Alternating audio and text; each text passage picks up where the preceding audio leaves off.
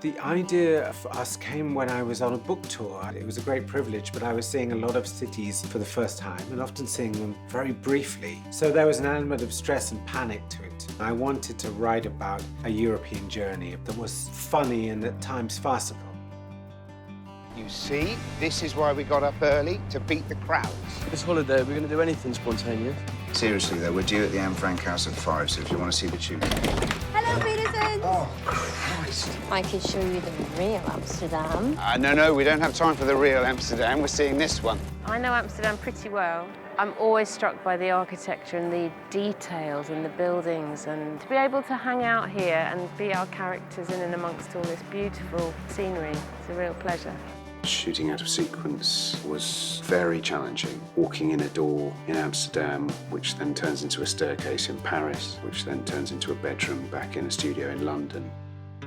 Well, for us as an art department, and quite a small art department, it has been really challenging because we've got nearly 200 locations. We're in 5 countries, over 2 timelines. To create those timelines faithfully and get a sense of geographical accuracy, that's been our main challenge. And what we had to work out is which interiors we do in each country and which locations we were going to split back to the UK. So, for instance, with the Paris hotel, we did our exteriors in Paris. We created a breakfast room in Harefield. It was almost like a mini studio. We had the Petersons, when they were younger, their apartment was on one floor, and then you walked downstairs and there was a Paris restaurant, you walk along the corridor, there was a Venetian hotel bedroom.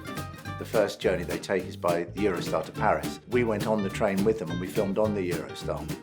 We had quite a lot of material to shoot in a completely finite amount of time. Douglas had to say, we're in France exactly now as we came out of the Eurotunnel. There was only one chance to get that. That was quite stressful, though exciting. We completed the scene about a minute or 2 minutes before we pulled into the station. It enabled us to make it to really feel, hopefully, as if we're all on the journey with them. It's not unnatural, 2 adults talking about relationships. It is unnatural. I'm your son. Went to Paris, and never been to Paris before. There for a few days. That's really nice. Just huge, it's just massive Paris. Trottinettes we had, oh, that was hilarious. Bicycles, I like a bike. And I mean, I had a great time on those things. I've never been to Amsterdam before, and to explore a city in this way is really cool because we get to shoot in locations that you maybe wouldn't get to go to. Because Amsterdam is becoming very popular to film in and it's difficult to get the location.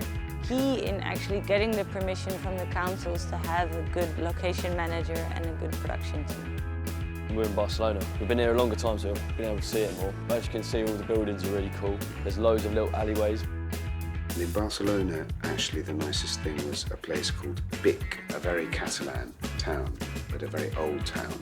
We turned up in Venice and we were filming on water taxis coming down the Grand Canal. For me, Venice is just such a treat. Freya. And Douglas. Filming at night in cities is terribly difficult. Filming on the water, filming on public transport, all of these things are an absolute nightmare. There's some very ingenious scheduling and design work that has allowed us to give an impression of perhaps more time abroad than we actually had. We're very keen to ensure that there was a sort of elegance to all the choices of how we shot. We used a lot of Steadicam. We had a different production company in each city we were in, so from a logistical point of view, it was incredibly complex. Each city had its own sense of magic. And so to walk up a street in Amsterdam and go into the cafe that they're in and not have to think, okay, right, what would it be like to sit in a cafe? There's noise outside, there's a canal over there. You don't have to do any of that. It's a dream. It's lovely to be filming on location. You can really immerse yourself in the whole story. There was quite a lot of stress, but it was relieved every time you looked up at the amazing place you were in, if you remembered to.